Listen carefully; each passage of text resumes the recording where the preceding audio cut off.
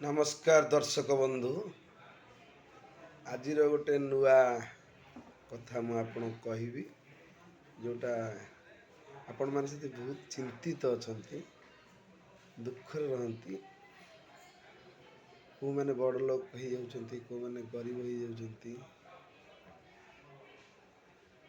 से चिंता करतुनि भाई माने भाग्य जदि मो प्रभु जगन्नाथ लिखिंट तेबे दुख कौन पाई करी सी दौरान दुख सी दौरान सुख जदि आपण किसी गोटे दुख पाँच से व्यथित हबार किसी ना कारण यहाँ भगवान जगन्नाथ महाप्रभु लक्ष्मी नारायण प्रभु श्रीकृष्ण प्रभु जगन्नाथ बलदेव सुभद्रा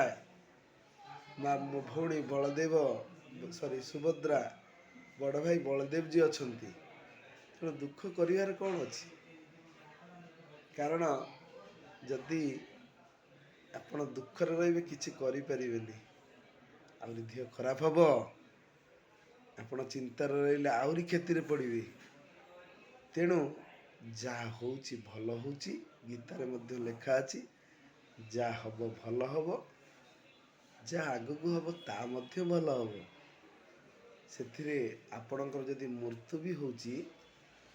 असम्मान होचंती आपण आपणकर पिला घर किसी कहीं रोना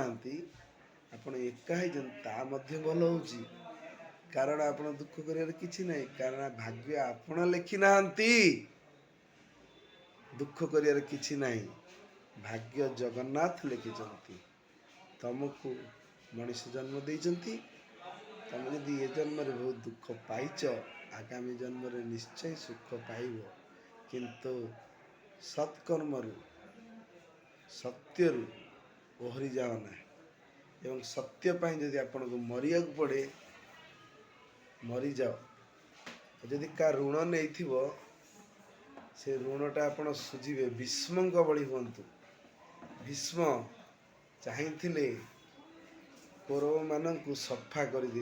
पांडव मानक भी सफा कर किंतु से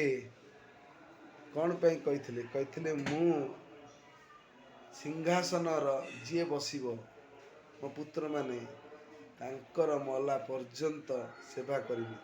इच्छा मृत्यु थिला मृत्यु नहीं कई मारी पारे बोली श्रीकृष्ण विरुद्ध लड़ाई करेनि बोली धर्म थे अर्जुन को मारे बोली से निजे ही श्रीकृष्ण मैंने आप श्रीखंडी सॉरी श्रीखंडी माध्यम श्रीकृष्ण द्वारा